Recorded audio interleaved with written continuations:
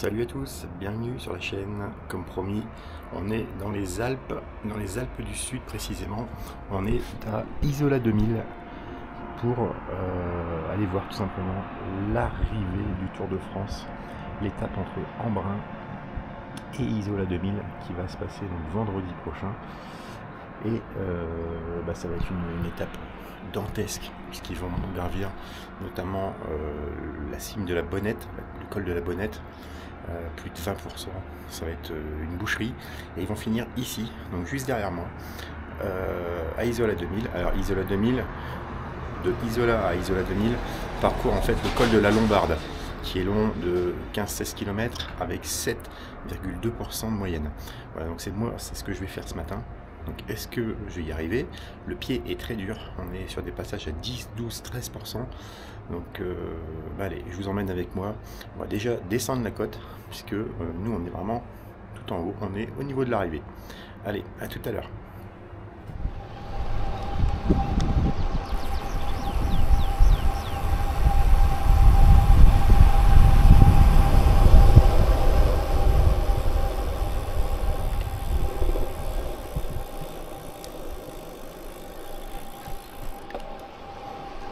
Voilà, donc c'est ici, à partir d'ici que, avec le dernier kilomètre, ils ont déjà mis des barrières.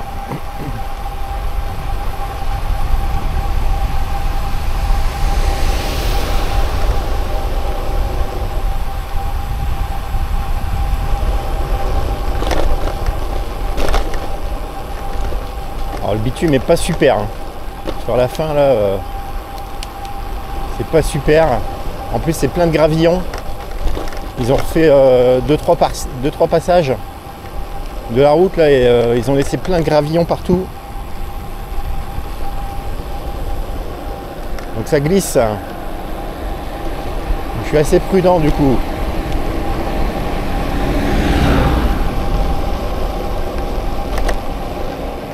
Ouais, ils sont en train de balayer la route là.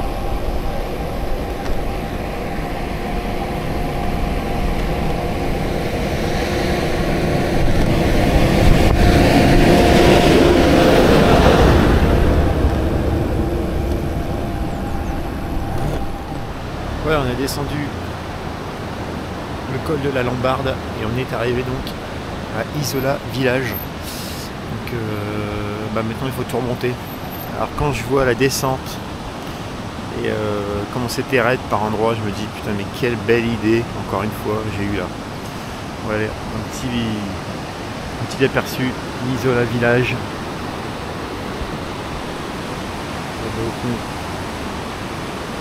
La cascade de la Louche. Ah, je vais avoir des partenaires pour remonter la côte. Voilà. Allez, il faut tout remonter maintenant.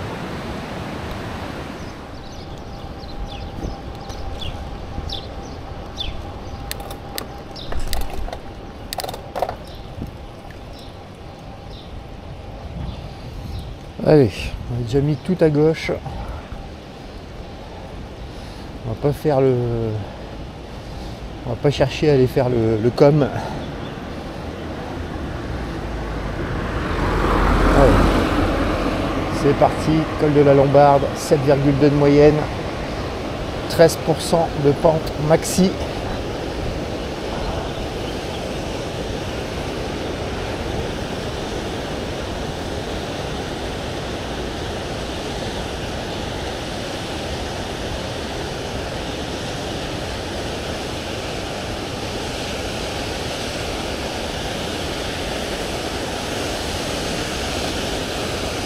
C'est les premiers kilomètres qui sont vraiment les plus difficiles, hein.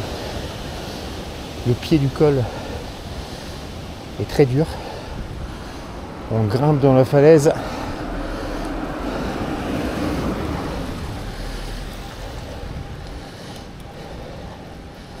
Et il y a des passages qui vont être piquants.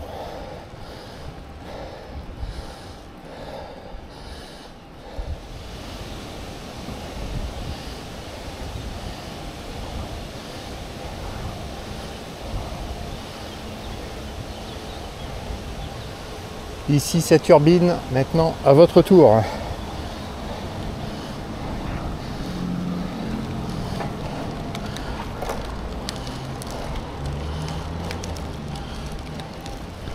Voilà, donc on a passé les 3 premiers kilomètres qui sont très très durs. Hein. Il y a un kilomètre à 13% de moyenne. Franchement, ça vous réchauffe d'entrée. Hein. Voilà, donc on voit les camping-cars qui commencent à arriver, puisque après-demain, c'est une grande étape du Tour.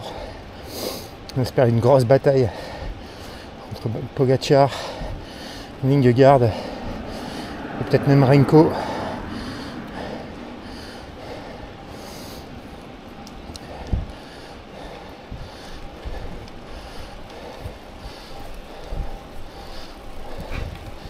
Ça va être une magnifique journée. Enfin pour nous spectateurs, hein, parce que pour les coureurs, ça va être très très dur. Ils vont se taper la bonnette juste avant. Et vu le temps qu'ils annoncent, il va leur en falloir du courage.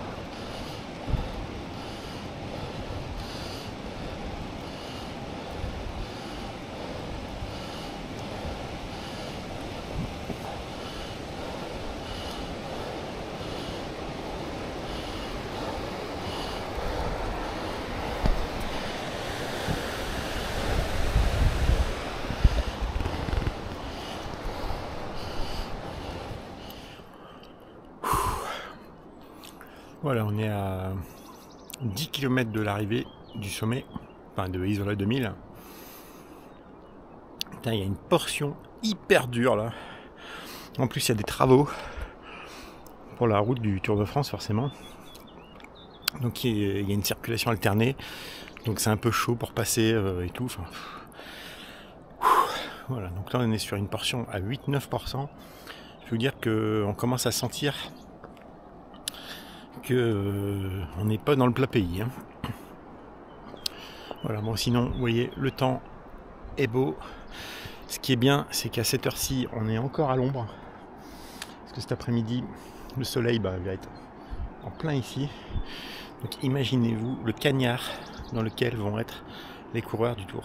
Ça va être énorme. Franchement, ils ont un mérite incroyable.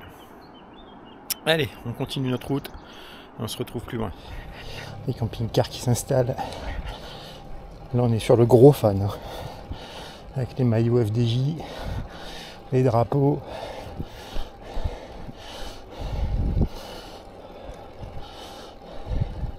Le problème, c'est qu'ils m'encouragent pas, quoi.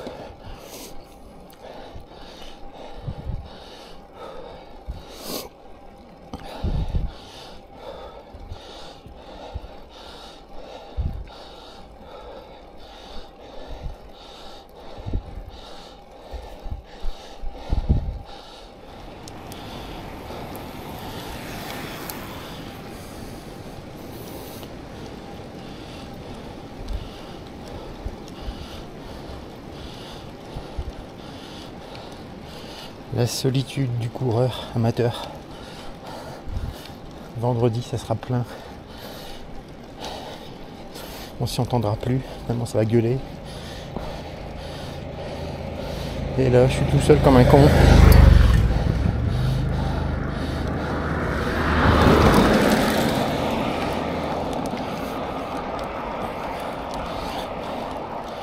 Dans cette putain de montée en plein soleil.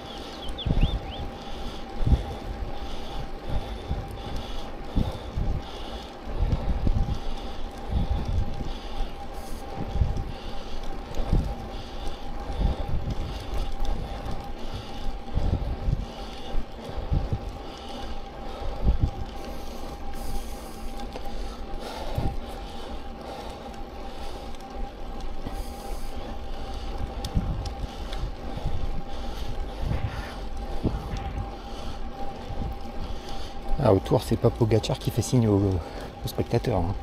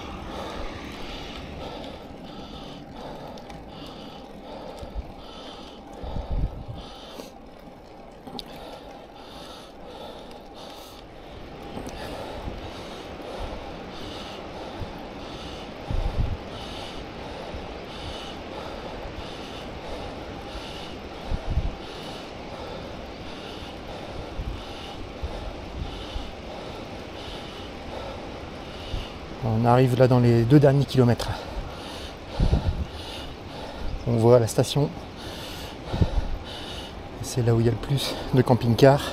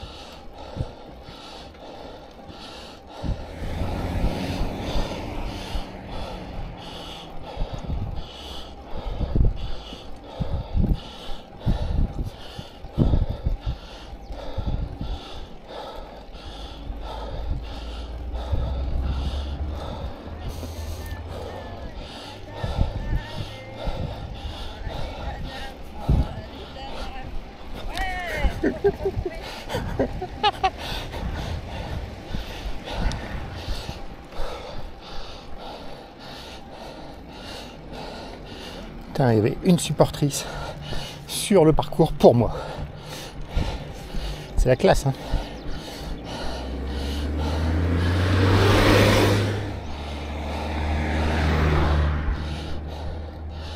Voilà, c'est fait. La dernière montée de l'étape entre Embrun et Isola 2000 pour le Tour de France 2024.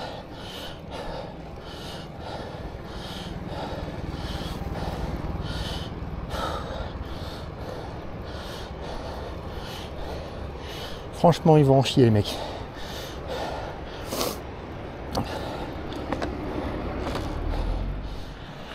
Voilà, c'était un gros effort, mais un bel effort. Pas aussi dur que l'Isoire. Alors après, c'est peut-être parce que j'étais un petit peu plus entraîné. L'année dernière, l'Isoire, j'avais fait sans aucun entraînement, presque. Là, on a quand même participé à l'Hiver de l'eau. J'ai fait 3-4 belles sorties, hein, des trucs de 100 km, des 70-80. Donc un petit peu mieux préparé. Alors je dis pas que c'est facile, parce que le pied est quand même très très costaud, avec un kilomètre à 13% qui vous démonte d'entrée de jeu. Mais c'est faisable. C'est un beau col pour débuter. Il faut un minimum d'entraînement, mais en tout cas c'est faisable. Voilà, donc la prochaine étape, c'est dans quelques jours, c'est après le Tour de France. C'est l'Alpe d'Huez, puisque samedi, on prend la route du Bourdoisan pour aller grimper la mythique Alpe d'Huez et ses 21 virages. Allez, à très vite sur la chaîne.